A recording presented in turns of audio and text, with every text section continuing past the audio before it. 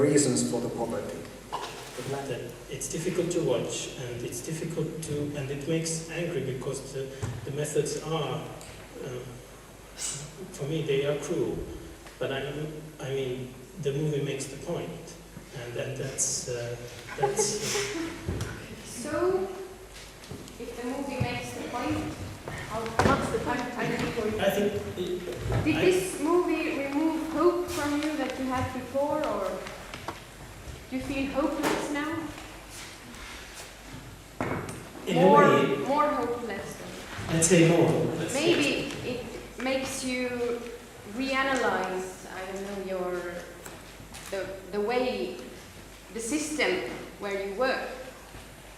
Or I agree. Maybe that's the point. It makes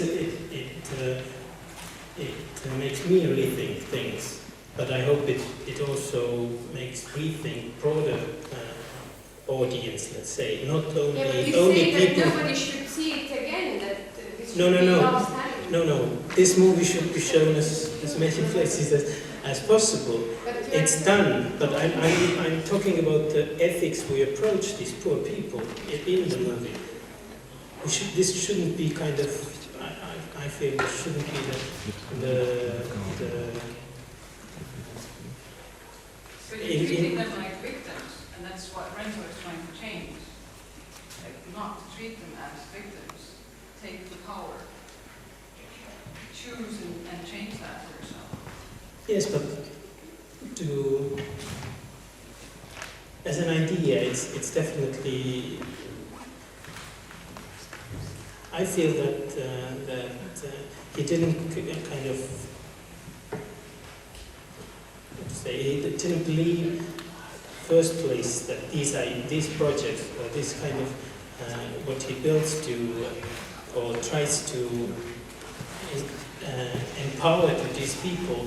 These ideas would not actually help these people, but this would help to show the problems or the ineffectiveness or whatever of the international system. But I don't think that he really believed that this kind of approach would really empower them. But he is here. Yeah, thank you for that discussion. I would actually like to use this unique opportunity and ask the artist. Oh, yes. That, like, now if we just leave a little bit these emotions behind and think that it's all takes place in the say, art world. And Africa is definitely a new issue. I mean, Fredo Chara has been working for decades exactly the same subject and its articulation in the media, things like that. And maybe the artist could explain a little bit working methods that he has chosen to realize this project and the intentions behind and yeah, because now we get about it. or like it's up to you. The artist talk is for tomorrow, no? It's tomorrow at what time? Tomorrow, like Friday, I think the last talk. So Yes. 5. I have to spare my energy because all the time, of course, whenever the film is shown and whenever I'm present, and I try not to be present too often, I have to, of course, respond. Yes. Anyway, so I'll talk a little bit maybe.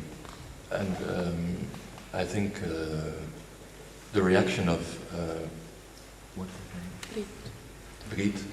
They are, I mean, I understand them entirely, of course.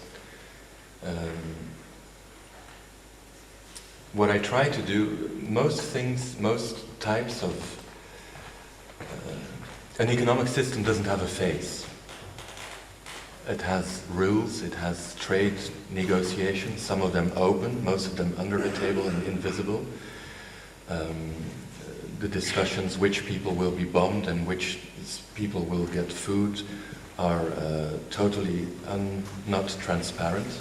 The decision why we pay people that pick chocolate for us $5 per month, we don't hear about these decisions. They are under the table. And if you would go to any of these people and ask them, with a camera on, running why they take these decisions, they will deny them. They will say it's different, or or, you know, anyway, what I try to say here is this economic status quo has no face. Nobody will claim responsibility for it. In this film, I claim responsibility for it. I am the guy who tells people, well, boys and girls, this is how it is. So in a way, I think I try and take on me, just for the sake of the argument, the position of the ambassador of a certain status quo that allows all these things to happen. First, I want to say that when you were angry at the film, I was most angry to you. And all that you said made me very angry and made me actually think that, oh my God, that these are the people who work in the foreign ministry and have no knowledge of such things like foreign policy and history of conquering the world and so on and so on. And how in the hell we end up with people like that who push on this kind of compassionate side of the aid business, as you say yourself, and completely forget where it all started with. And it started very clearly from this white invasion to Africa, to demolishing the old habitat of life there, and the only solution was to add more capitalism towards it, which was to improve it, which of course didn't happen. And now we wonder why in the hell all these people are dying. We are doing so much to help them, we pour in the aid and so that they would survive with this aid. And of course we don't think of these connections that were also like clearly expressed there, the connections between the aid business, between the global capitalism and the history of